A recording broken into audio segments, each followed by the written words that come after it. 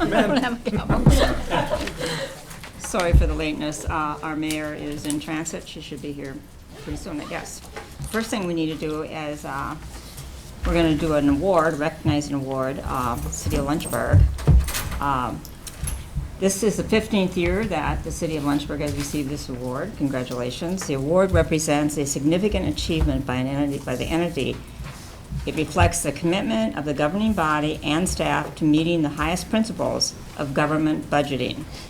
In order to receive the award, the entity had to satisfy nationally recognized guidelines for effective budget presentation.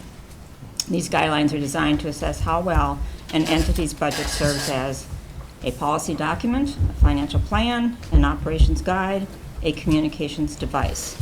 Budget documents must be related proficient in all 4 categories and in the 14th mandatory criteria within these categories to receive this award. And here is the certificate of recognition for budget preparation to the City of Lynchburg, dated January 13th, 2020. Congratulations. All right.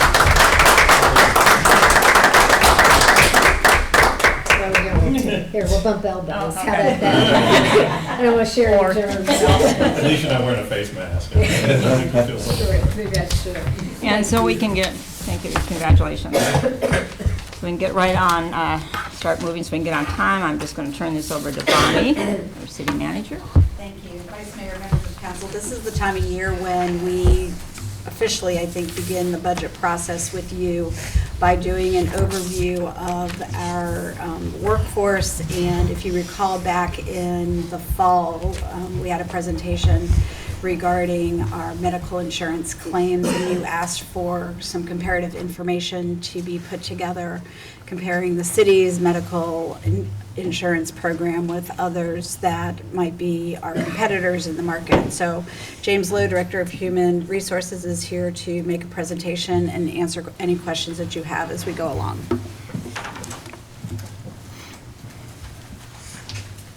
Good afternoon. So the purpose of the presentation is, as the city manager stated, to provide an overview of the workforce so that you might be mindful of our demographics and some of the challenges that we're facing as you consider budgetary items within the coming weeks and months.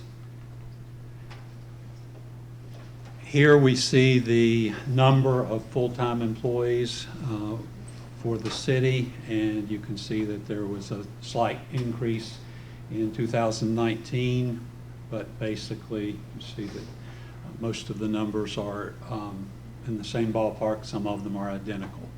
But for last year, we ended the year with 1,158 full-time employees. Demographics, although it takes a while to calculate them, pull the information together and make the calculations, here we see some of the categories. So average age, I think for the last 3 years, although I'm only showing 2 years, is 11 years. Average length of service, is 11 years. Average age is 44 years. Gender distribution, 41% female, 59% male. And race distribution, last year 75% Caucasian and 25% minority. Hiring trends, within the past at least couple of years, we have seen recruitment being totally different than what we had been accustomed to dealing with before. Probably that makes no surprise to you if you have your ear toward news sources or the media. You're aware of the fact that recruitment, competition among employers is different than it had been for a good while in previous years. So according to quote from NeoGov, which is the vendor for several of our information systems, including the recruitment system that we use, the public sector is going through a seismic shift. So there are a lot of challenges and a lot of adaptations that we face. James, how's this different from 2007? 2008. Weren't we going through the same thing then? It did sort of peak out before the recession, and so there would have been a lot of similarities. I think the unemployment rate is lower now than it was even then, so it's very competitive, Yes, sir. Thanks. certainly. So we could make a long list of the challenges, but I think 3 bullet points that are worthy of consideration are that the unemployment rate is very low, so competition is tight. Employers compete for the talent that is available. There are what I have listed here and we refer to as hot jobs, and those are not necessarily stagnant, they change. An example would be in Y2K, in gearing up and trying to get ready for what that brought. But the competition for people with computer and computer programming background was very great. And so for some jobs, we face a very similar thing now. Public safety, there are engineering positions, civil engineering positions, and others that are hot jobs. We can advertise for them and have very low response, very low number of applicants. And then the workforce, the focus of the workforce, the priorities of the workforce, what seems to be important to potential employees has shifted. And so certainly these are worthy of note.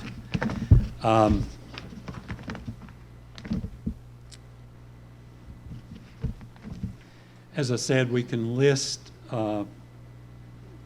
things that we are up against, but one thing that certainly we're up against is we compete with the private sector. And there's competition among the public sector entities as well, but especially competing against the private sector.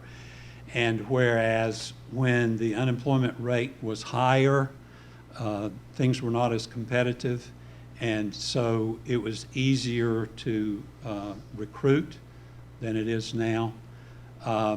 Here we see numbers from our turnover, and I apologize for the error in the the slide program that was sent out. I put a corrected copy in front of you, so again, I apologize, and then this is the corrected copy.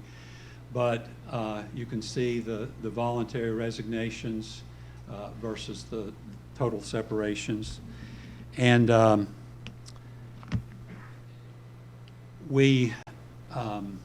some of those might shift and shuffle a little bit, but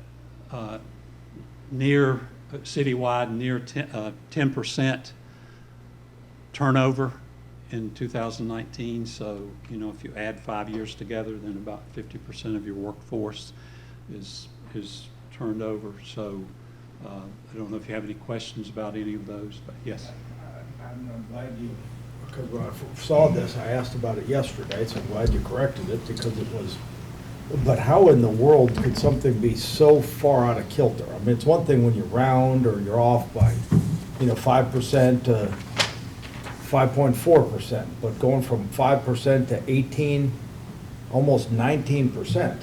I mean, because obviously something, when you did it the first time, there was some reason, so what's different, or why is this? It was just a mathematical error that we didn't catch before the slides were finalized and sent out. So again, I apologize. Because I'm seeing lots of asterisks, there's now a 1 asterisk, and then a 2, and then a 3. Right, but So those are not on the corrections. The only one on the corrections is are these 3. So I just wanted to point out that this is full-time only, and then also what is included in the total separations. So James, in looking at this, it looks like we've taken steps, we've improved, but 2 points don't make a trend. How do the 2000, I assume it's calendar year 2019? Yes.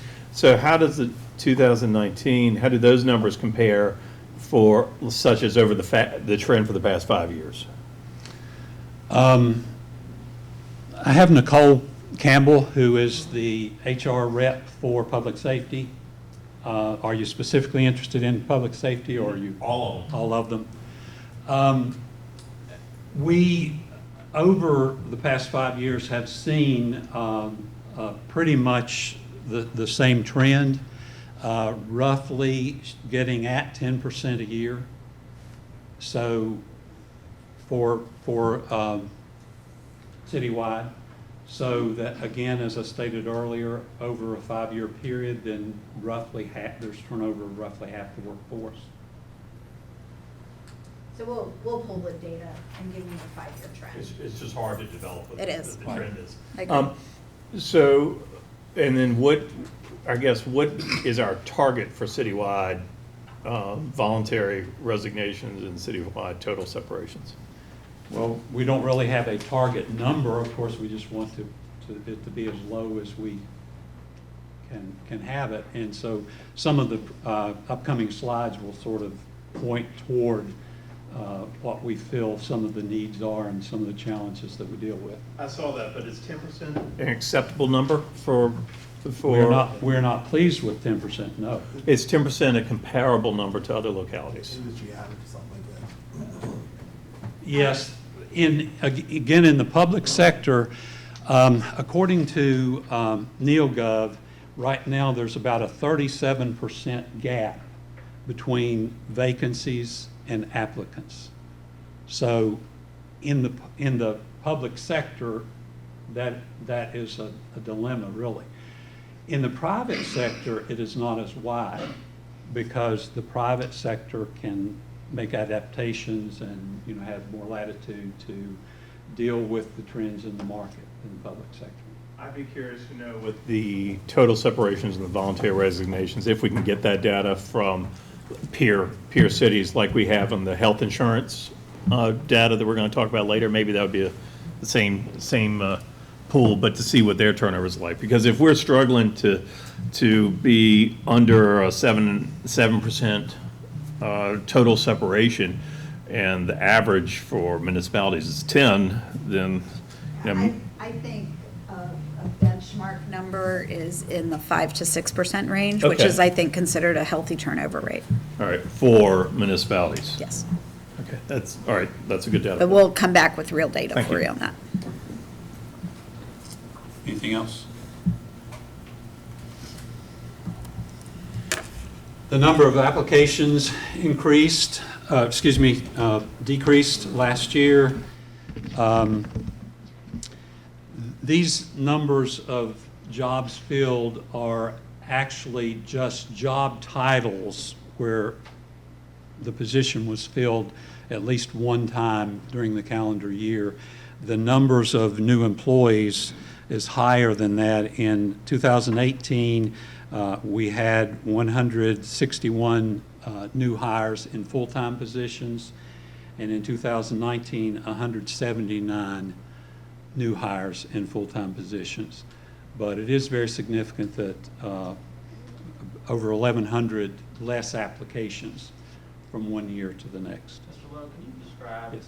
just recruitment efforts generally? How does the city advertise jobs? What kind of recruitment process do It you is have? a coordinated effort between the department where the vacancy exists or occurs and the Human Resources Department. Once the need is recognized and the recruiting department wants to move forward with filling that position, then they will coordinate with the Human Resources representative for that department, and it will be advertised through our NeoGov system, which is called Insight.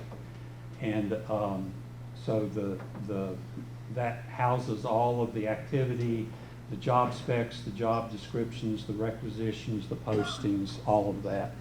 So if it's I was meant- an applicant, how would I know? Let's say I'm interested in a job with the city of Lynchburg. Right. But I'm not doing it, I'm just sort of notionally interested. I don't know anything about anything specific.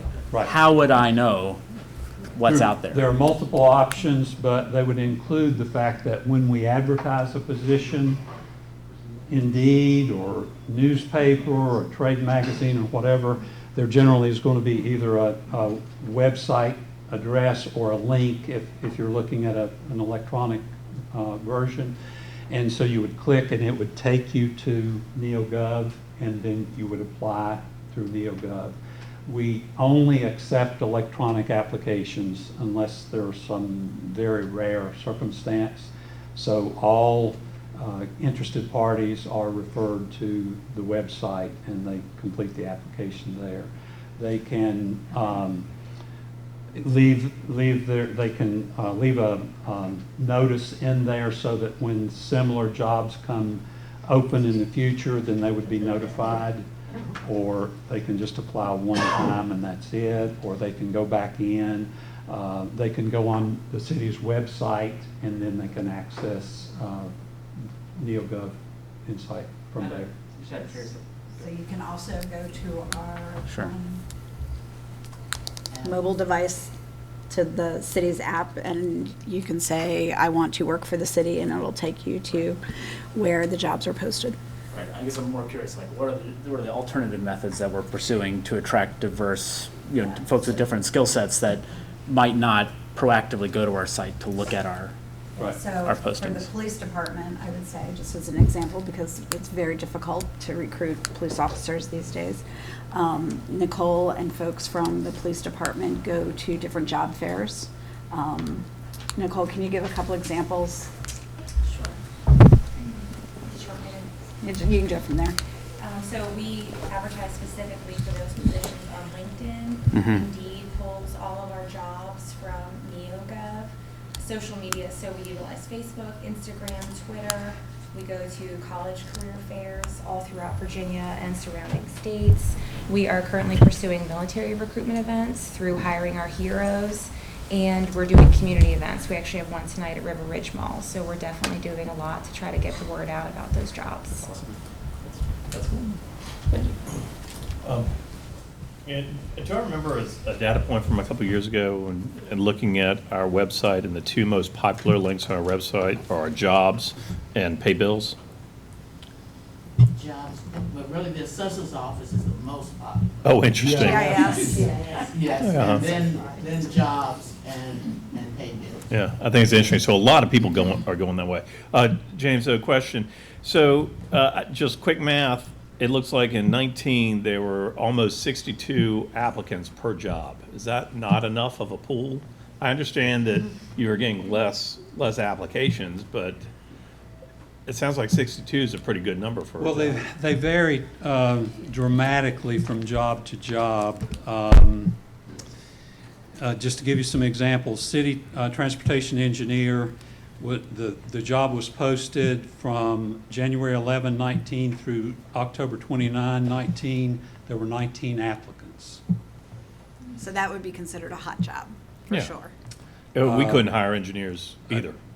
Civil engineer 2 for water resources was posted from 4/4/19 through 8/4/19. There were 6 applicants.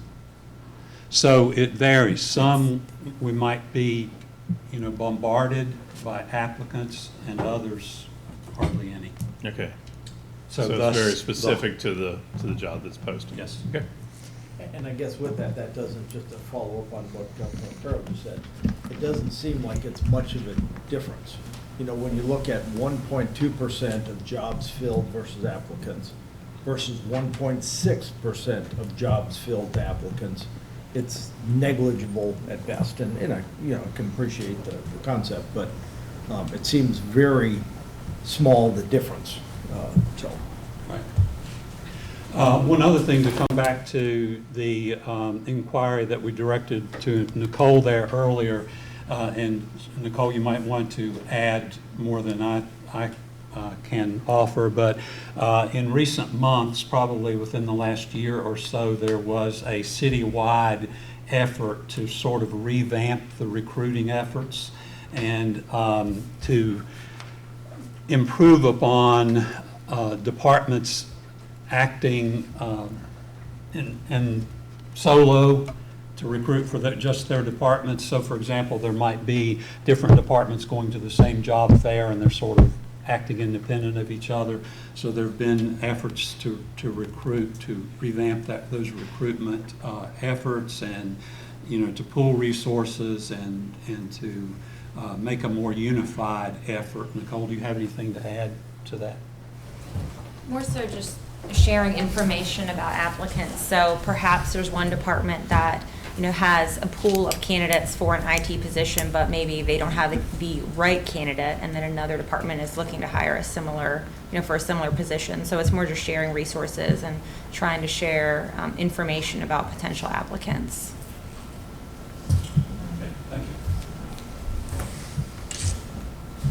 you. So this is pretty much our standard offering, most of which has been around for some time. And we're finding that with the competition that we face nowadays, some employers can look more impressive and make more impressive offers than we can. So we're finding things like, and we've had employees to ask to have programs to pay back student loans. If a person has a cell phone that's work related to provide the cell phone to the individual, they like benefits a la carte. So perhaps opt out of the retirement fund, but elevate the income, take home pay, and let them supposedly invest for their own retirements rather than it go through a state program of mandatory. Well, I'm not proposing that we do. I'm just saying those are some of the inquiries and demands that we have from applicants. So it's just totally different than it was a few years ago. What appeals to the applicants, the workforce, is different. This doesn't necessarily appeal to them. So with it, then I would ask kind of a bigger question then, if you think that's a lot of items where people are looking at different amounts of different, kind of more of a cafeteria type of benefits, if there's the ability to say, then we'll do away with the pension plan, which is about 19% of people's pay, which is a big chunk of money. If there is a way then to say, okay, we will do what would have to do away with it for everybody, of course, if we did away with it.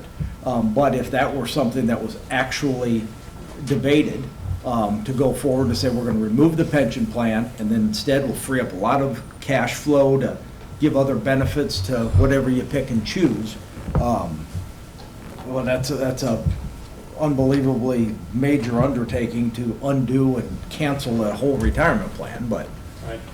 And that's totally contrary to what we have been accustomed to for decades.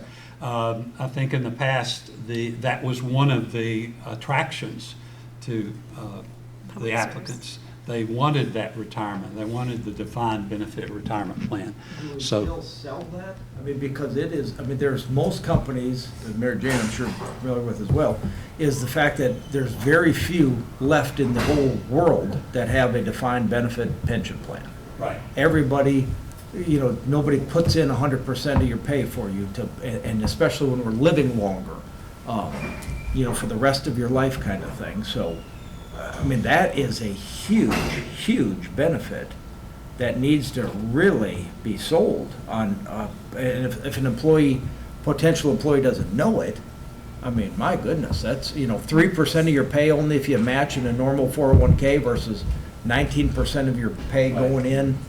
We do promote that, and this is my personal belief, is that a younger person, maybe under 40 years of age, for that person it doesn't resonate like it would someone 50 or 60.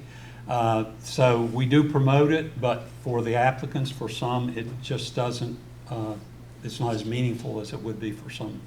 But also I'll mention here that the hybrid plan that was introduced in VRS in 2014 is sort of a migration away from that defined benefit plan into the hybrid, which a portion of it is defined benefit and a portion of it is defined contribution.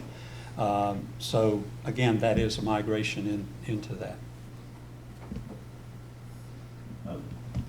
James, is there any way that you could do kind of an à la carte? I'm just brainstorming here. I know about the ERISA issues, but is there a way that you could come up with a total, sorry, Siri is now listening to me, seeing if there's a way you can come up with a total compensation, prospective employee, here's a total compensation package we're offering.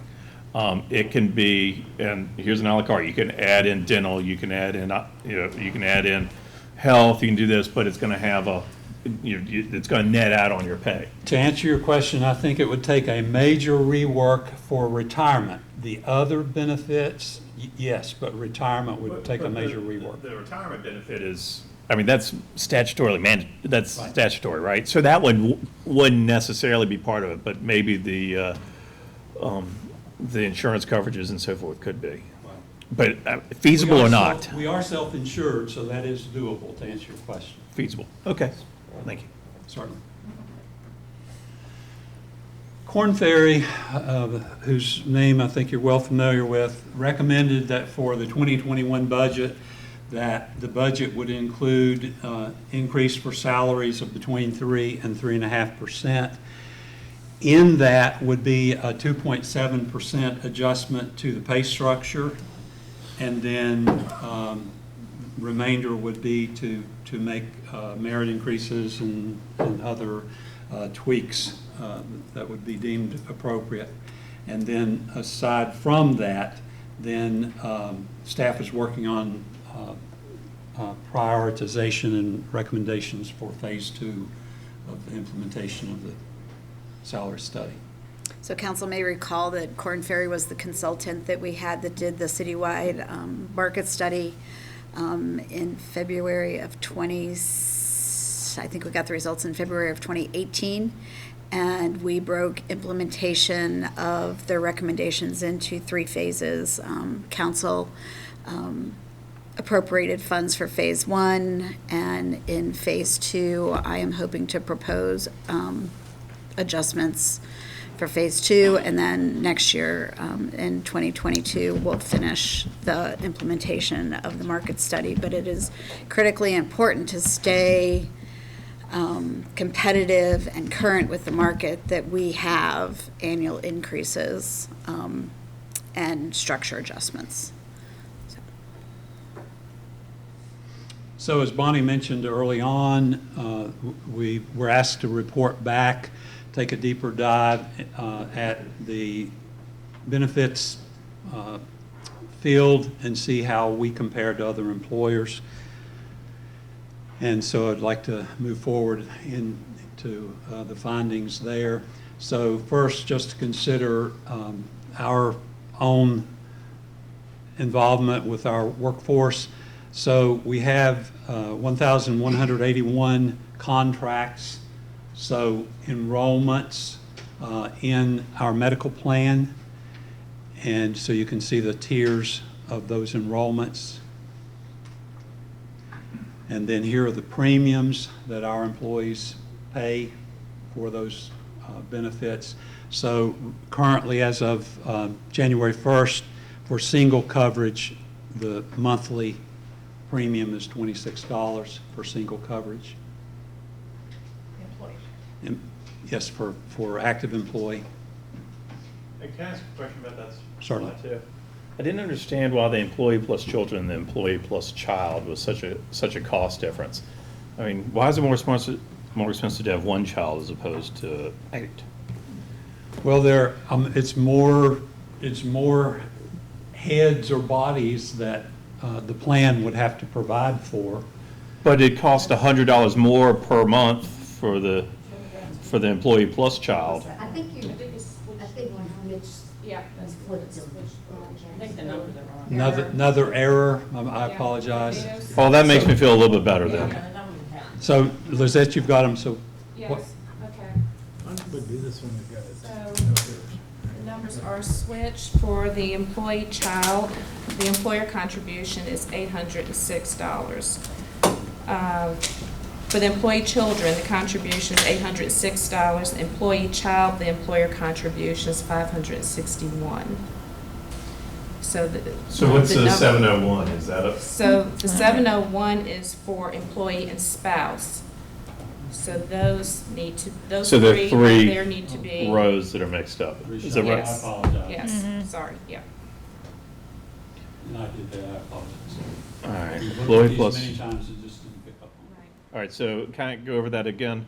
And the city contribution for employee plus spouse is 701. Yes, Employee plus child is 561. That makes sense. Yes. And then employee plus children's 806. correct. And do the corresponding numbers to the left of that move with it also, the 134, the 2? Is it the whole row that needs to be switched? These are correct, so, So the employee contribution, employee child, if you'll go for one, is 264, employee child, so go back to your chart, Jim. Employee child is what? Is 264. What is two? So the employee child, You're employee, okay, so okay. that, No, no. he's asking about So the whole, contracts. yes, the whole row, it needs to be, it goes. it It's the goes- whole rows. Yes, Okay. yes, Yeah. I apologize. Okay, thank you. And then just some of the highlights of the plan design. So, prior to 2016, for 7 years, is my understanding that some of that predated me, but there was no change in the plans nor the premium. But in 2016, we first implemented that the employee would pay for single coverage. There would be a premium for single coverage for active employee. And then in 2019, that was increased from $19 to $25, and then 2020 it was increased from 25 to 26, so $1 increase for single coverage premium, monthly premium. So there have been changes over the years, and so let's see how we compare with others. So I sent out, I think, 12 requests for employers to participate in our survey. We actually, Centra was able to obtain all the information online, so they didn't really participate, but I got their information. And then, so there are, I think, 8, plus us, 9. Sorry. So we found that some employers only offered one plan. Some offered as many as 4. So it's very difficult to compare apples to apples with that many offerings. You can see as you look at the information that the premium and the deductible are correlated in that the lower the premium, the higher the deductible, and vice versa. This chart captures both movements on the, I only focused in on the plan with the lowest premium, since some employers had 4 plans, chose the lowest one, which would be the most competitive one that might attract the potential employee, and did a comparison of those. Tell me about Harrisonburg. Is the deductible and the employee only, are those inverted by chance? I don't think so. So how can you don't, okay, sorry, I was looking on the wrong scale when I was looking at this first. So Harrisonburg's almost, say, $175 a month? 171 Yeah. for a $500 deductible. And they're paying for a $500 deductible, where Yes. Amherst is, wow, they must be paying a high percentage if they've got a $500 deductible. Well, it's probably about the same as ours. Okay. So there are 26 plans, and again, they vary dramatically, but the ones that on the graph or the chart would look attractive are probably either a high deductible plan or a POS plan, point of service, or very limited network of doctors and facilities where the insured could go, or an HMO.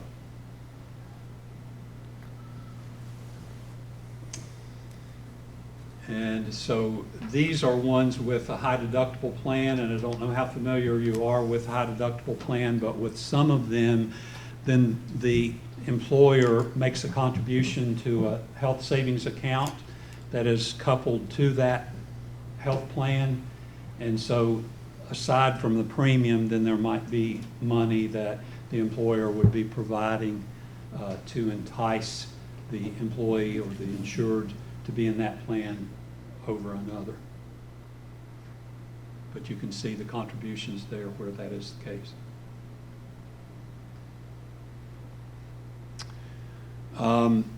Here's the range of premiums for the lowest single coverage plan. So you can see several are like us. The low and the high are the same because we only offer one. But for others like Centra, wide range there from 75 to, I guess, 250. And then the range of deductibles for the single coverage plans. So if you were to ask me who has the best plan, it's difficult to say because, again, it varies from plan to plan, premium to deductible. And in case you're curious about the different tiers, then here we see one chart that has all the different tiers for the different employers for that low-cost plan.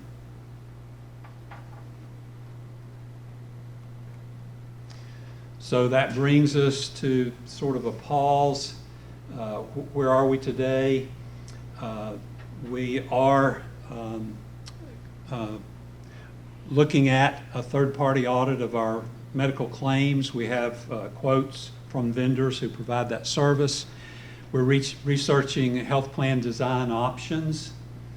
We're continuing our internal wellness program, and in fact, we have an employee wellness committee that is meeting today as we speak. We're revisiting how best to help employees manage and advocate for themselves and with their medical providers, but get the appropriate service and cost containment. And then we're planning to continue the employee health clinic, which we refer to as the near-site clinic, that is in the Nationwide building on Nationwide Drive. And we do have an arrangement with HealthWorks there, and our employees can go there and do not have to pay a copay. And we pay a certain amount per visit, and then for approved or authorized treatment, lab work, and so on. So cost containment compared to the employee going to other providers. What questions do you have that I might entertain for you? I've got some comments. Okay. We're a little bit of a disadvantage. There's no incentive for our employees to try to save money in healthcare. I know that was your final bullet point on the previous slide, how to, or next to last, how to help best with employees managing their healthcare cost. But there's no incentive to, because they don't have enough skin in the game. In other employees with multiple plans, the employer benefit is typically less, so that the employee then can decide whether they want to deduct different values out of their paycheck to pay for the plan of their choice. I personally like high deductible plans in HSA. because then, I get to control the expenses, I get to watch expenses, shop for prescriptions, and do all those things because it comes out of my HSA. I know some employees are not going to be as aggressive on that as I am, but there's no incentive for somebody to move to a higher deductible plan necessarily, because we pay 95% of healthcare. If we're paying 50% of healthcare, I think there could be some incentive there. And I think if we were to move to 50% of the payment, then I think that you'd look at an equivalent compensation, increase pretty much across the board. So let's round numbers. So that's $250 per month per employee to offset we'd be paying $250 instead of $500 for employee-owned plans, if I remember correctly. What that would do for us is would limit our long-term exposure to rates going up. It would transfer that risk to employees, but in year one, it wouldn't make any difference to us. So I'm sure you all have thought about stuff like this. I mean, what kind of feedback or what kind of thoughts do you all have? Well, if you recall the history of our plan, so until 4 or 5 years ago, 0 premium. So a high deductible plan did not look attractive when you got a plan at 0 premium and a $500 deductible. So if we ever end up with a high deductible plan, I think we will have to transition to that. It would have been either a hard sell or an impossible sell, a few years ago. As things have transitioned, I think we might be moving closer to that. I would add that we have reached out to the University of Lynchburg that has a health benefits design program, and they are helping us look at the design of our medical plan. So we're researching opportunities, because I think actually, Councilmember Pero, you said it best several months ago, that what we're currently doing is not sustainable from a financial perspective. So we are working on it. What kind of guidance do you need from us, or what do you need from us today? We need to do more research. Changing a plan wholesale is a huge sea change. But we need to do the work and come back to you at some point. Okay. I just have a quick question for Robin, wherever Robin is. Over here. Oh, hey. When we do the minutes from all this, would you make sure you get updated slides with all the corrections as necessary? Sure. Thanks. Yes, we apologize for that. Sorry.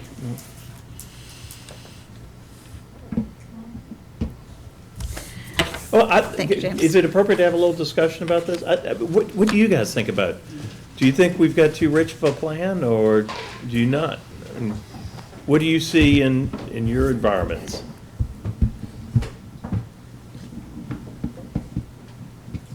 I guess one thing is what we've done, municipalities and government entities have had very rich benefits, whether it been health insurance and pension plans, and for some reason, we haven't put together the compensation plan or the compensation package that says, you're getting all of this extra money here. And so with it, when you start tinkering, then what we've seen is they said, oh, you gotta pay more. You already got really rich benefits, and then we forget about the benefits and talk about the pay. And so it kind of vacillates back and forth. And so if we would really stress the fact of our compensation, I've known lots of people that have left the private sector that have come work for governments. I mean, everybody has, that's, some of them have gotten double pay, some of them have got lots better benefits. And so, maybe anecdotal, but there are lots of things like that you see. And so if we can focus on the actual compensation package that says your pay is this, your benefits are all of this, I think that would be very helpful. Because what we kind of do is we say, oh, well, we compare our pay with somebody else, and we're a little bit lower, so we got to do that. Or we pair our benefits with somebody else, and we're a little bit lower, so we got to increase. We don't look at the whole package. And I think that helps from a recruiting standpoint. It helps. Most companies are going to say, here's our compensation package. You get time off in the summer. You get whatever you have as a benefit, you want to sell that benefit. And I don't know where we've missed that over the years, but I know we have. So- Well, I will say annually, the HR department sends out a memo to employees that lists out our full compensation package, so the value of time off, the value of medical, the, base salary, the whole gamut. So every employee does see that. Perhaps we could do a better job in recruitment regarding our benefits, but I think we already do a pretty good job on that as it is when we do recruiting. I think, the amount that you charge the employee is really, really skimpy in terms of what other businesses actually do. And again, there's no skin in the game. You're right about that. I just think that is, could offer more plans, right? I don't know that I necessarily agree that what we're asking employees to chip in is skimpy. I mean, some employees are paying hundreds of dollars a month. I was talking about the single employee. Well, all right, sure, but there's a difference between $26 and several $100s. I mean, I'm all for making sure that whatever plan the city has is financially sustainable and right by the taxpayer. But I don't think we should be talking about cutting benefits restricting benefits to employees, especially given that we're having a hard time recruiting. Why would we start pulling back on benefits when it's one of the few inducements that we have to actually attract people to come to work for us? We need talented people to come here.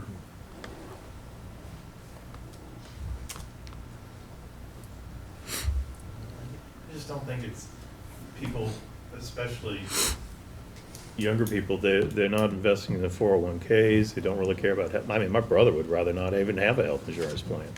Save the money. There was a study out last week that showed the millennials actually are better at saving than in their 401k plans than previous generations. Well, that's good. Yeah, that's not the practice I've seen in others. It's surprising that, people won't even do the, if the employee will match 3%, people don't even put 3% in a 401k. I don't understand. I've always tried to max it out. But so I think we're hearing that benefits aren't making as much of a difference. And if pay makes a difference, maybe we could do something on the pay side. But I'm not talking about cutting the benefits, but trying to offset a bit and make it something more attractive. But I don't know. We will be doing more research certainly on the medical benefit component of this. Thanks.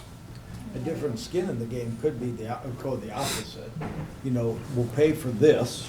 If you want better, you can pay more for better. That may be a better way of doing it. Yeah. To get the eventual skin in the game, maybe. All right, thanks, Janae. Appreciate that. Moving from the human resources component and foundation for the fiscal year 2021 budget, just to give you some information on that. Donna is here to provide an overview, as she does every year, on our major revenue projecting our major revenues, identification of major expenditure requests from departments, and an overview of our budget calendar. So, looking at our major revenues, I think the good news is, I usually have a word of the day. It's usually flat. It's usually conservative. My new word today is steady. So we have some steady growth that I'm really pleased with. Looking at our real property tax, we've compared these to our actual of 2019.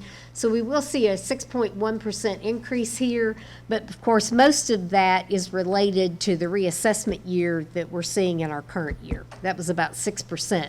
So we're really looking at about 1% growth is our estimate for 2021, which since it's not it's a reassessment year, but we won't recognize that change until 2022.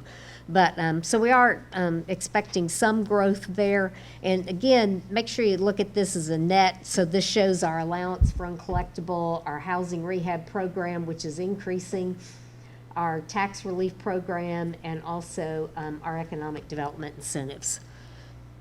Did you have a question? 1%, is that pretty consistent for what it's been for non-assessment It is. years over time? It is.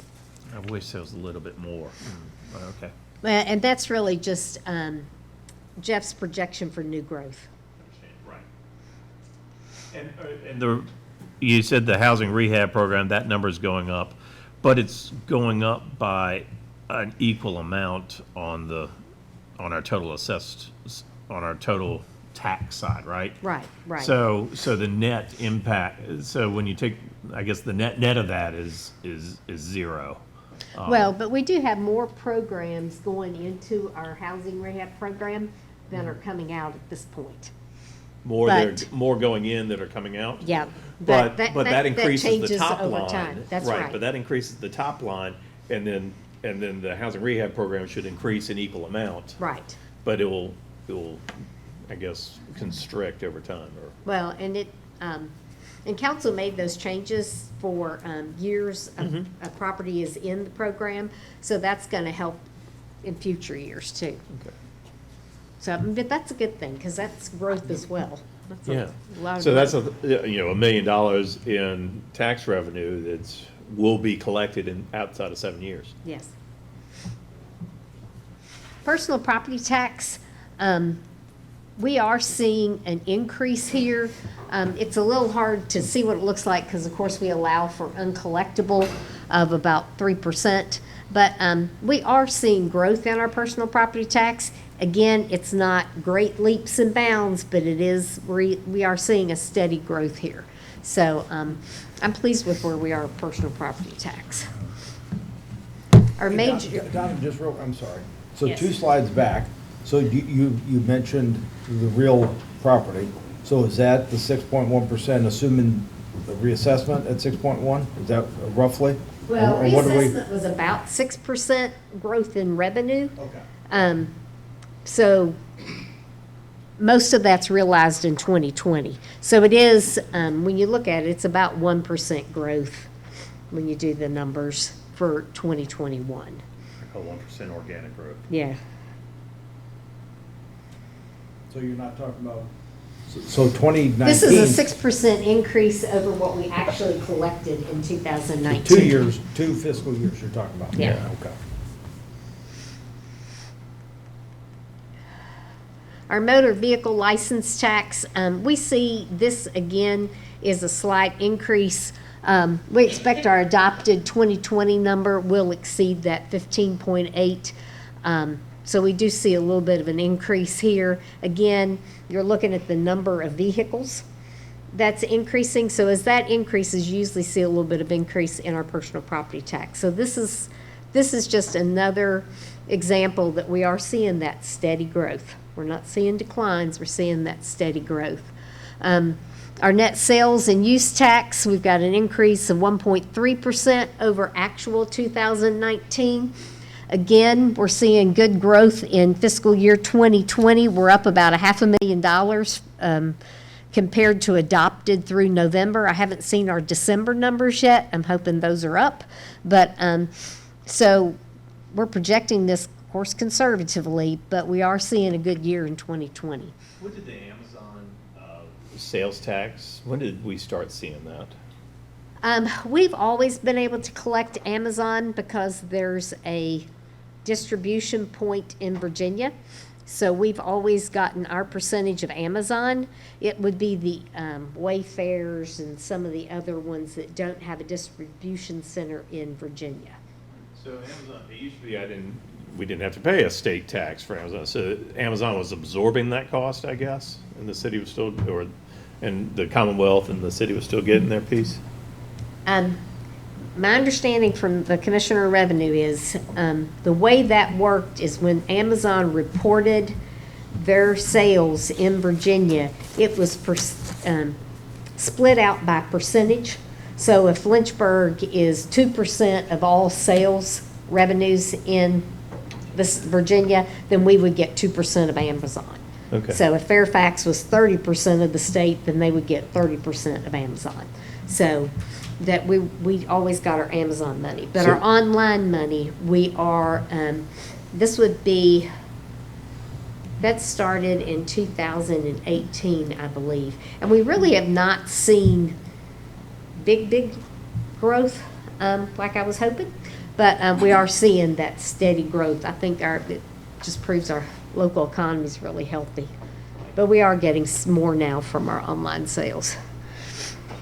I always say it's because of Dan. He shops at a hunting store in Colorado.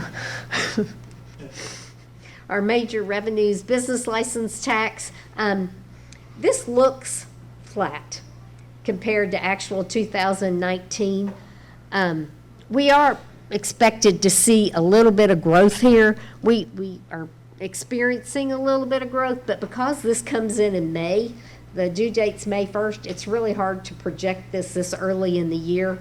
But again, we've always allowed for an uncollectible of 3%, and we're finding out our collections are better than that, so we're reducing our allowance down to 2%. But we do think this is going to grow a little bit, but this is really conservative because we don't collect it until May. So this is one we might bump up later in our budget numbers, but not yet. So you talk about the economic development incentives on the other ones, I guess in finance, but what is the economic development incentive on the business license tax? It's not a whole lot. I think it's, This one shows 22,000 on your. yes, I was gonna say, I think it's about 20,000. But for like meals and lodgings, it's a couple of 100,000. So here's our net lodging tax, and our, the good news is our economic development incentive for lodging tax is growing. So we're expecting this to go up about 8.8% over 2019. Our lodging tax is doing really well. Our economic development incentive is growing. Yeah, How- which means the Virginian's doing better every year. It's been doing great, so it's Yeah, doing and better than it's, great. and then their projections for 21 are up over 20. Awesome. So, yeah. Don, can you give us an update on the Airbnb agreement? I don't have Can we one. defer to Reed? By all means. We've struggled to talk to Airbnb. We've had difficulty making contact. Oh, interesting. We do have a conference call with them on Wednesday to try to get moving forward on this process. So Yes. Reed has dug very, very deep to try and find a human being to talk to at Airbnb, and he finally discovered somebody on LinkedIn and called and got an answer back, or emailed and got an answer back, so, Yeah. Well, it took 4 months. yeah. That's scary. Yeah. So we're in serious conversation now, and hopefully we'll be figuring out exactly how this is going to go forth. But they obviously, as Mr. Perro said, they'd prefer not to do this, but we need to move forward. Understood. Thank you. And if that gets signed and into place, this will look even better. So on that one, you don't have the economic development incentive, you have the asterisk, but how much is that, just the other ones, you had the little charts on there. And Yeah. you said this one is even bigger than the lodging tax, or than the business license. Starlet's got it. 268,000.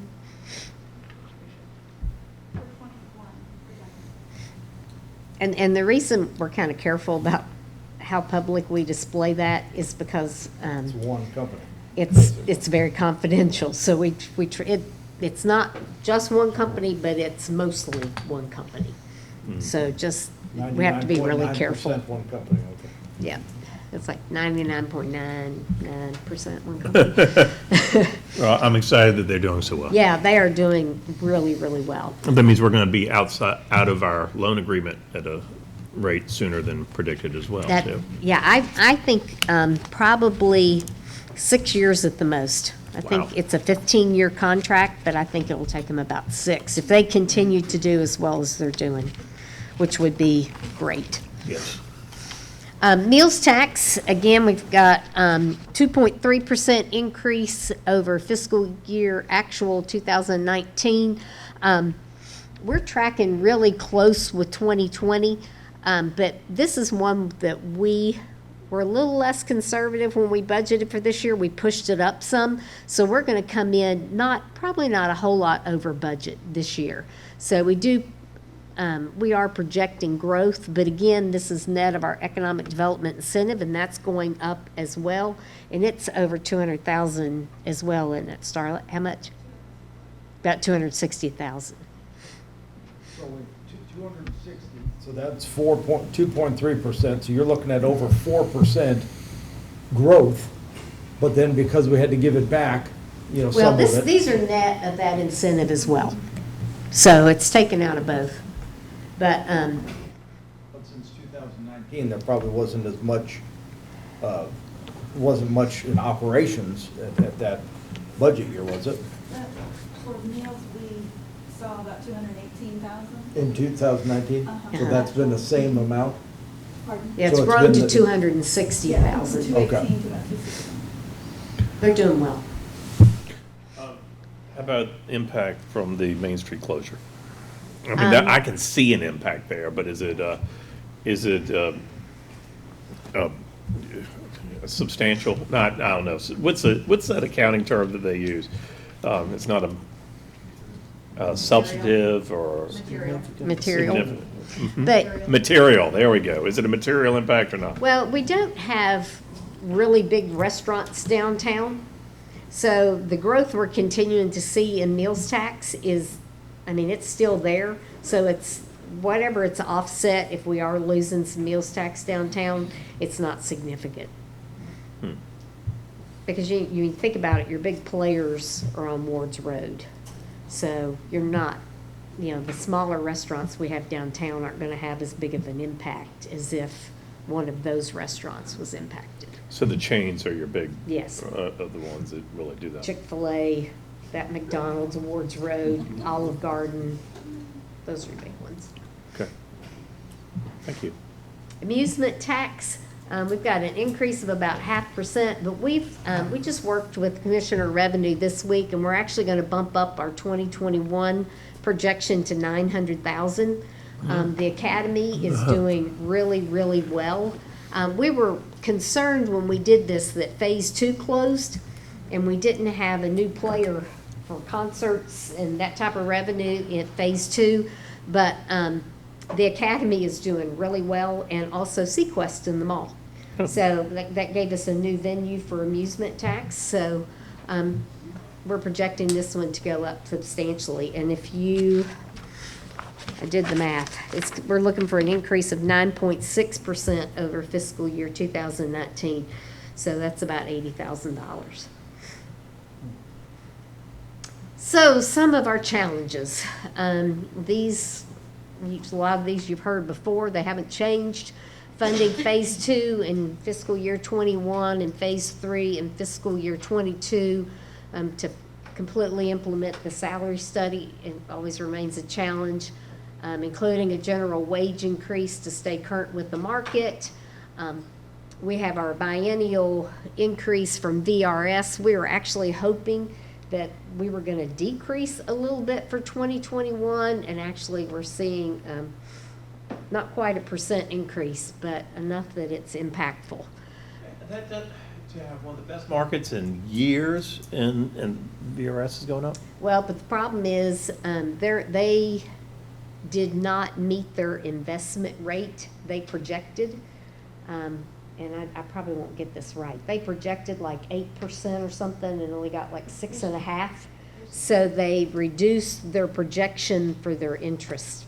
So generally, all localities in VRS got an increase this Oh, year. I understand that, but the market was like a 20% market value. I know, we're really hoping for a little bit of a decrease, but didn't get it. Of course, our continued rising medical insurance claims and premiums, funding new initiatives for public safety, General Assembly action for schools funding, and maintaining GLTC's current service level. So these are some of the things that we're looking at, especially this year.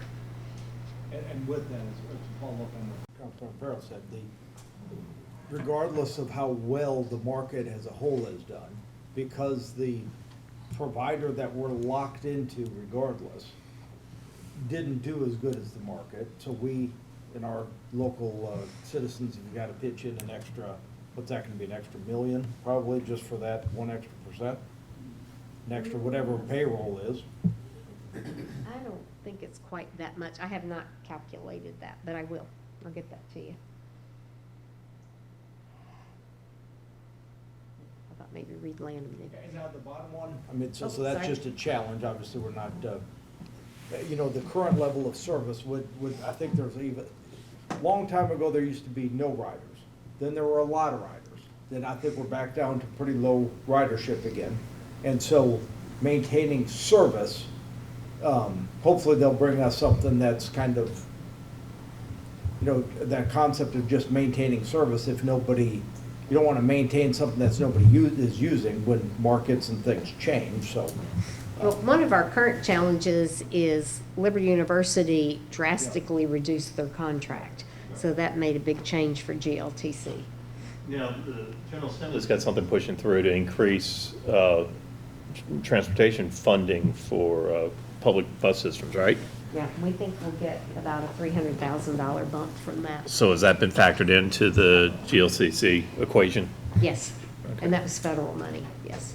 That's federal money? Yeah, we got additional We're getting federal about money. $300,000 in additional federal money. I thought there's state money. that There they- is additional state money. We don't know what that allocation might Okay, look so like for that public could transit. offset some of this. Okay, okay, thanks. Budget instructions went out, of course, and what we required departments to do is they had to have a flat submission, but excluding their personal services. Because of the general wage increase, the phase 1 implementation, increased premiums for insurance, the VRS change, what we asked for was a flat submission for their operating budget minus one-time expenses. So we didn't take their internal service charges, which is your fleet expenditures. We work with fleet to put those in later. And again, the personnel budget I explained. And we asked them to keep positions flat unless there is really good reason not to. And then any budget requests unable to accommodate in the flat budget submission should be submitted on an unfunded request worksheet. So if you needed something in your budget that you couldn't fit in your flat operating, we asked you to give us what you were asking for, a description of it, why it was critical you needed it, and how much it would cost. So we got quite a list to about $3 million. And something would be GLTC to maintain their current service, and these are based on submissions. So some of these numbers have changed a little bit. Communications and public engagement requested an additional position. The fire department asked to add a 6th medic unit, which would be an addition of 9 full-time firefighters. That would cost $500,000. Certification pay. Lynchburg General District Court asked for a live scan fingerprint machine, salary supplements. So you can see there's a range of dollar amounts, but this is anything within departments that they couldn't afford to fund. And these are just some of the bigger items. Parks and Rec was the College Hill Neighborhood Center full programming was $104,000. Furniture and kitchen equipment for Fairview and Yoder neighborhood centers, which just got revamped. Police Department, 5 additional full-time sworn officers, including 3 vehicles and related equipment, which would be $523,000. Public Works, the recycling contract to keep the 6 recycling centers would increase $100,000. They requested a mini sweeper for downtown curbs and sidewalks with the renovations that are going on. Implement re-engineering of refuse. That's one that, of course, we'll be talking about in work session. We don't really know what that's going to cost yet. And then the registrar asked to increase part-time hours. So that's just kind of a sampling of that $3 million that we got as unfunded requests. Donna, can I quickly just ask about, I know we're not adjudicating, we're not talking about the budget yet, but the police, I'm just sort of curious, top line, I understand that we're having trouble filling the positions that are vacant. So I'm just curious, what's the justification, at least a simple justification for the additional 5? So one of the things that I think council asked the Police chief to do last year was to do a workload assessment. I saw a draft of that just last week. They are reviewing that and putting together an executive summary to come back to you with the data and evidence of why they need additional officers. The challenge that we have right now, and I will tell you that that is not something that I'm going to be proposing in my proposal to you, is that we cannot currently fill the 15 seats that we have at the academy. And until we can fill those on a regular basis, it doesn't make any sense to fund additional officers. Do you want to do this one? You want me Go to? ahead. But we, Can I ask one more question before we Sure. get into this? On that, sorry, it was a slide ago, it was talking about the personnel budgets for FY 2021. When we did the corn ferry adjustments last year, that was a line item in the general fund, I guess, it was kind of non-departmental. non-departmental adjustment. Does that mean in this year, it's going to be department by department? No, it'll be a non-departmental, and then once council, whatever you adopt, we'll spread it. Okay. It's too hard to put it everywhere and then fix it. That's exactly what I was thinking. I was just kind of curious how we're going to compare apples to apples. Okay, thanks. I guess so with that, just making sure though that it's, because there'll be some departments, I'm sure, that are gonna need more than others. I mean, and there's essential things and non-essential. And so, if everything is, and some folks that don't deserve or merited a raise versus some that merited double the raise. Hopefully, there's gonna be those kind of things in there, and it's not gonna be just put in a separate line item that everybody just gets it equally, or is that the purpose?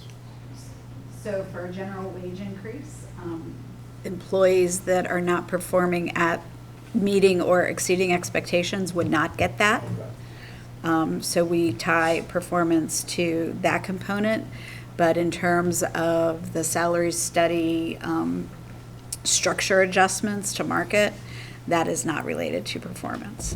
Those are just structure adjustments. I mean, if somebody is, and we have so few employees really that are not performing at least the expectations level that it becomes almost a non-issue. Okay, so I think this is my 16th budget I've done with Bonnie. And typically, what she asks is that we get together and budget and balance the budget. And she gives us some guiding principles.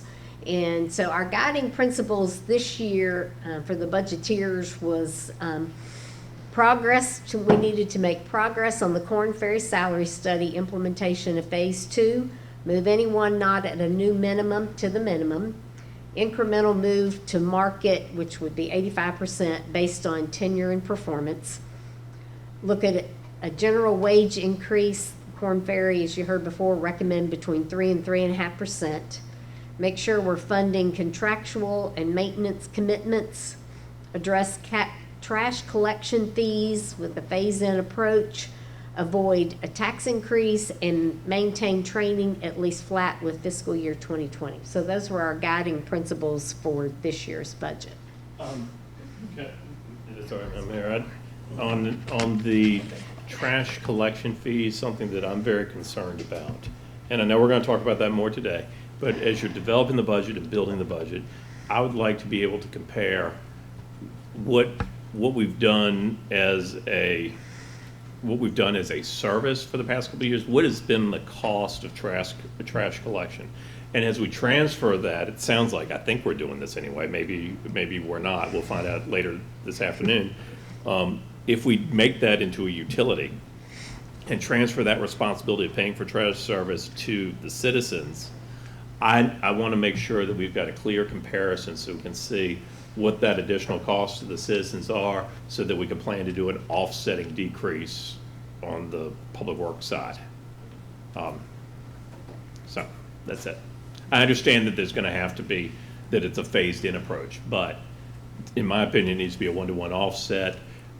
If it's not, I think it's certainly, if we could see what that is, so that we have a clear understanding of We'll see the difference. We have an additional slide that we'll see this afternoon. Oh, okay. Didn't see that in my packet, so, okay. Nope, That makes it's- sense then. I found a mistake right before I went out, and I pulled it just so we didn't have mistakes out there. So, All right. Bonnie found a mistake. Let's be clear. Reed's gonna walk through CIP. Good afternoon, everybody. Before you start, are there any other funding priorities that you want us to look at as we move towards balancing this budget? I did tell Donna that and this is just a disagreement between the budgeteers and Bonnie. One of the things that I did have on the funding priority is to put some money in to create some kind of health education program for our employees so that they can better manage health insurance. Give them some incentive. I don't know what it looks like yet, but there's a bucket of money you will see proposed to help us get a little more educated about how to manage our health insurance as individuals and families. Okay. thanks. Okay, well, good afternoon again. I'm going to give a very high-level view of. Oh, I'm sorry. I didn't see you. Question, going back to the last slide. As we look at the wages and the general wage increase, I'm always concerned about the police department and the fire department. Is that built into that discussion as well when we have that? Okay, great, thank you. I'm not sure I understood the I question. was going to know as far as, is it just a general wage increase? I know we always look to see, we always talk about having the challenge of hiring policemen and police persons, and see what the market is saying. I know we're looking at the general wage increase, but is there some point in there where we're addressing some of that so we can retain them more? We will never, I believe, address police and fire salary to the satisfaction of police and fire employees. See, we're doing our best, so we're doing some We have been movement. making adjustments for the past couple of years, certainly in the police department, and then moving fire as part of Corn Ferry and the general wage increase. Thank you. All right. Okay, good afternoon, everyone. Number 3. So I'm going to give a very high-level overview of the capital improvement plan that we'll be going over when we discuss the budget early next month. As you know, we spent a considerable amount of time last year reconstructing our capital improvement plan to make sure that it was feasible. So that work, plus some very favorable results from our most recent bond issue, has allowed us to be in a much better position than we were previously. So you'll remember last year at this meeting, I stood right over there and I told you that we were going to have some pretty still daunting years in areas that we were going to have to continue to put more and more money towards debt service based on our plan. Again, because of those two fortunate things, what we did with reconstruction, as well as what we were able to fortunately do with our bond issue, we are in a much better position there, and I'm much less concerned than I was at that time. So we feel very positive about that, and again, our very conservative budgeting approach with respect to our interest rates has really made some good improvements. So, Reed, what does that mean for us? Because when we talked about the CIP and we agreed to go this, it pretty much locked for the next 5 years, it pretty much set what we could spend. The dollar amounts, not necessarily the projects, but the dollar amounts. If you've got less interest expense, then the debt service is going to decrease, so that's on the operating side. Right, but the way we've constructed our capital improvement plan is that we've tried to at least have a benchmark of what that equal amount of our debt service is going to be over time. And so that's always sort of the general place that we're going to try to be, or at least compare ourselves to. So we knew last year when we were budgeting 4.5% or something like that. Okay. We were saying, because we knew these big projects were coming up, including College Lake and the police department, et cetera. If you look at the debt curve, you would know that, in fiscal year 23 and 24 and 25, you would need this much more than what we had in fiscal year 18. And so we are in much better position right now. I don't have those numbers in front of me, but we're in much better position to be much closer to where we were in those previous years. And there's really nothing magical about that number other than the fact that we knew we could fund it with the revenues that we have. And so we're in better position. I can't say, So are you talking about growing, because we've got a fixed number for a 5-year CIP, a fixed dollar amount, based on the bond issuance and the plan that we put forward. I mean, call it $100 million. Yeah. All right, that would be spent over the next 5 years over various projects. And, so are you saying that that $100 million could go up, based on the, keeping the debt service flat? Or are you saying it's still gonna be $100 million? Yeah, so I wouldn't, I'm not sure what the $100 million necessarily means.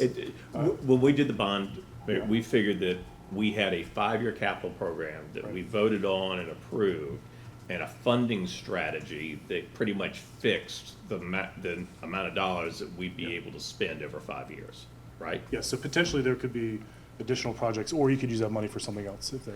So that means that, that money that we thought was a fixed amount, a firm fixed amount, is actually could increase a little bit, so there's more money available for us to apply to projects? So remember that number is not necessarily what we actually borrowed, but it was based on what our capital improvement plan was at that time. So when they calculated that for us, it was based on a rate that was a little bit higher than what we actually got. And it included what we thought our future debt service projects were going to be. So we know we're going to be borrowing more on a line of credit, and then ultimately that'll be transitioned into the permanent financing. So, so we will be, there is more borrowing to be done. So our debt service, we know what our debt service is now fixed for the large bond issuance we did. That's fixed for the next. We know what that additional debt service and that debt load is. But because there is some headroom between what our projected debt service was and what our actual debt service is, then that's room where we could borrow more using the line of credit and then doing an additional bond issue later on. Yes, I would agree with that. Or maybe even just saying that if we borrowed the 100 million, just grabbing your number, and we now spend $2 million less in interest because we had a lower interest rate. Right. We'll take that 2 million, instead of spending it to interest, we're gonna buy another boiler and chiller. Yeah. I think that may be. Absolutely. Right, well, and part of what we did with the bond issuance, though, is we moved the Lakeside Drive Bridge up. So you are gonna see an increase in debt service. The bridge is higher than it used to be. Yes. It will be, yes. Yeah, it will be in fiscal year '21. So we are paying additional debt service compared to what we're paying in '20, because we tacked on that bridge into our permanent financing. Understand. But what that's going to do is, as you spread that out over the future years, that gives us capacity here. On the back end. So it just kind of shifts. And of course, every year, we're going to reprioritize those projects and funding and available resources every year to make sure we're okay. And then, of course, we always will add the 5th year. So we Yes. have a new 5th year of projects. New funding. But Jeff, you're right with the, So, yeah, it could it be does. some pay-as-you-go in there as well. Yeah. So Yes. the point is that when we we sat and talked about this last year, we were talking in the millions of dollars more that we were going to need just to pay debt service based on the plan.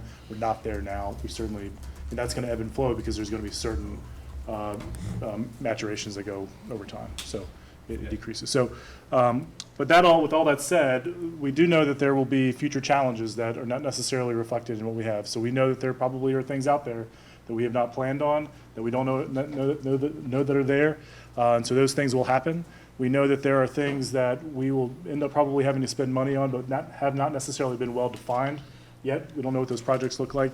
And we also know that there's some pretty big projects that are continuing forward that we want to continue to talk to you about and make sure that you're aware of. So these are lists of most of these projects you've seen before, and I won't necessarily read them to you. And I think we're updating the Physical Development Committee on where we are in a lot of these projects. And certainly would take any questions about that. But one thing I really do want to point out is the city school building replacements and renovations and this conversation about the task force. And that's one of those items that we know these challenges are going to be out there, but they haven't necessarily been well defined yet. So that group is going to be developing recommendations that will potentially have some pretty significant costs down the road in future iterations of the capital improvement plan. So we need to be thinking about and understanding that there likely will be some pretty significant school construction costs, either renovation or potentially new schools. And I don't know what those are going to be just yet. But I just want to be clear that those are not in the list right now, but we need to be thinking about those coming very soon. I guess just maybe a little finer point on that. If you remember, the task force, they're working on things, but as far as recommendations, but it's still, the ultimate was the schools and the school board. And we said they're giving recommendations, so we're not putting as much stock. I mean, this is acting like they're the end all, but I hopefully we'll consider the fact that whatever the task force happens to say, really, I guess, keep that in mind of the fact of the folks that are appointed and elected and sworn in to actually. Yeah. So. Absolutely. I think the recommendations, I just want to be clear, the recommendations of the task force are certainly not gospel, and they're certainly not done in stone. So you, the school board, and you, this council, will have the opportunity to weigh in on all these things and figure out what our financial plan is going to look like. But I do just want to be clear that there will likely be projects that are coming out of that we will have to deal with in some way or another. I just want to add, not just weigh in, I mean, council will decide ultimately what's funded. Right. Nothing will be decided by anybody else other than us. And the task force will be presenting to the school board, and it will be on the school board to then present over to the city council. One other project, and I don't have this mentioned anywhere else, and it's been in the plan, and we just haven't talked about it a lot, is the renovation to the public library, which will be important in a number of years. Again, you've seen that in the book, but that is something that will be upcoming that we haven't really talked a lot about, but we think is certainly a very important project as we go forward. Just a couple other points. We mentioned the bond issue, and that provided permanent funding for the line of credit as well as the Lakeside Drive Bridge. So we're moving forward on that. One thing at your direction, certainly at your direction, we have made more of a focus on getting the Creekside Trail bridges back open. So we have restructured our plan in that, and hopefully we'll be moving forward with getting that opened in a sooner basis than what we had thought. So that's a great thing. We also have about $7.1 million dollars in pay-as-you-go fiscal year 21 budget projects. We will not be funding that amount. We're going to be closer probably to the $5.8 million, but that's the requested amount. And schools' return to fund balance has helped that quite a bit, which you appropriated there as well. So that's all very positive news, and we are feeling good about that. I'm not going to read these new projects, but there are a number of new projects that are in this capital plan that you haven't necessarily seen before. Either they are added to fiscal year 25, we have that added year on at the end of it, or we've added some in the intervening years as we've applied and received revenue sharing money and a variety of other funding options. But they're listed there. Certainly would take any questions you have, and I have some notes about each one. But these are a lot of transportation type projects. Again, some of which you know about, or some of which you have not seen, and you'll be learning a lot more about that. Physical Development Committee has seen a number of these, and you'll be hearing about that in the budget process as well. Which one's Crossroads Lot? That is where Main Street, or Commerce Street comes into Main Street, right next to like Sin City. Yeah. Okay, got it. Yep. So the idea there is to put a second level on that lot to improve parking. What happened to the big parking deck proposal on Commerce Street around the city auditorium?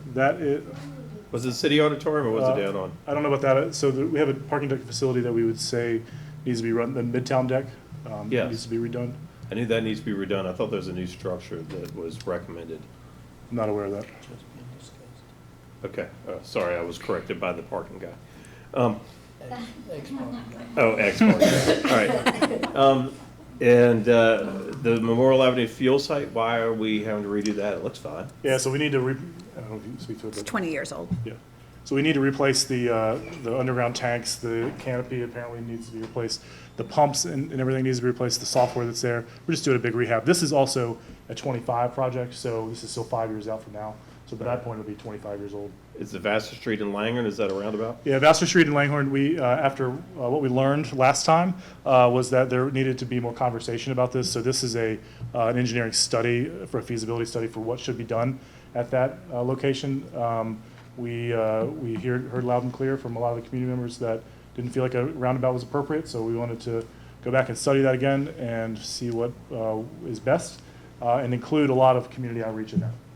And where's the realignment for Liberty Mountain Drive? It is at Candler's Mountain Road, so there is, I guess they don't quite align, so there'll have to be.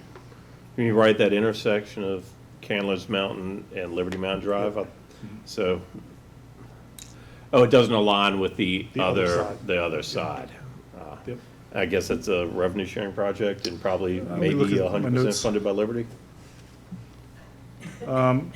So we haven't listed as revenue sharing just yet, but it could be potentially in the All future.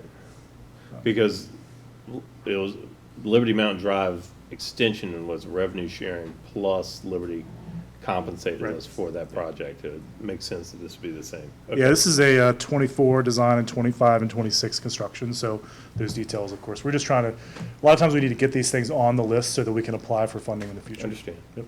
All right, thanks, Reed. And so lots of these projects, rather than the specifics of them, they'll be Ooh, on, continued. you know, yeah, it's a lot of them, rather than asking questions about a lot of these, they're way out, I imagine, right?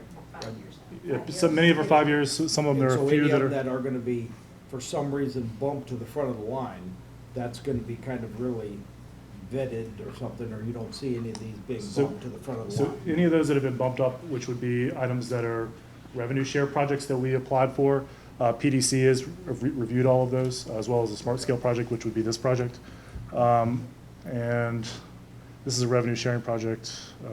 So PDC has seen all of these before, and we can certainly talk more about them. I don't know if we've Not seen all of of them, these. They've seen all the revenue sharing ones. Yeah, Yep. because that's what I'm asking. Like, I haven't seen Holland's Mill Road Bridge Yeah, replacement. you saw that last year. Holland's- Yep, you saw You're that. talking about the bicycle, bike, yeah. the low water bridge. Yep, so that Ah. project has changed, so this was, this was based on staff conversations where we're actually talking to each other, which is great, where we wanted to replace that bridge, but also the low water bridge. We figured no reason to do that. If we're gonna build a bridge anyway, might as well just have bike improvements on the bridge when we rebuild this in 5 years from now. So I remember talking about the low water bridge replacement, but Yep. I think you need to prove to me that the Holland's Mill Bridge itself has a problem. Now, I know the Link Road Yeah. Bridge is being replaced, and Sure. the Indian Hill Road Bridge is being replaced, but those, that's pretty obvious. It's not obvious. Sure. Holland's Mill Road looks like it's in good shape from the top. Yep, so I can't stand here and speak to the engineering necessarily, but it is, I think it's the next on the condition report that needs to be replaced. So I can get you more Interesting. information about that. Interesting. Okay, thanks. This one will point out the Lynchburg Expressway and Candler's Mountain Road interchange improvements. PDC reviewed that this morning. This will be a smart scale application if you approve that. And that will be rebuilding the bridge at Candler's Mountain Road at the expressway and redoing the interchange as well. So that'll be a $40 million project, but it'll be, if it's funded, it'll be federally funded, so not 100%. So that's that. This is just an estimation of the resources that are available and will be going out. Again, this pay-as-you-go number will change significantly from what's up there. This is just what's requested, so these numbers will change. But we're getting them back to where I think they need to be. Then did you want to talk about the calendar? Sure. Budget calendar, I'll be presenting the 2021 proposed budget and CIP to you on Tuesday, March 10th, beginning at 4 o'clock. And after I present the overview, we will launch right into departmental overviews. And then we will meet every Tuesday throughout the month of March. We will not have a 4 o'clock session on March 31st because that is the date scheduled for the budget public hearing. And then April 7th, 14th, and 21st, we will continue work on the budget and balancing, including April 28th. Hopefully, we can balance prior to then, and you might not need to have a work session on the 28th. First reading, May 12th, and adoption on the 26th. So if you could put all of those on your calendar, that would be terrific. I will miss the 17th. March 17th. Okay. I will miss April 7th, Okay. so just a bunch of. We'll bring you up to date on what had happened in that session, for sure.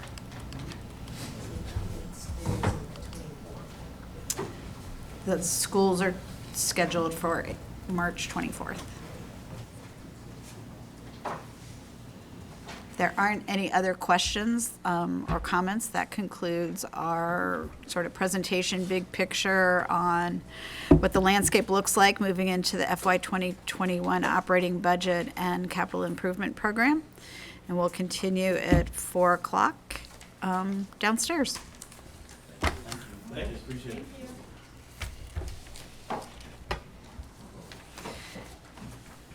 Thanks to Reed and Donna and James. And again, apologies for the messed up slides. Wash your hands, I held that. Downstairs. Jeff said I needed to stay. I said it. I guess that wasn't good enough.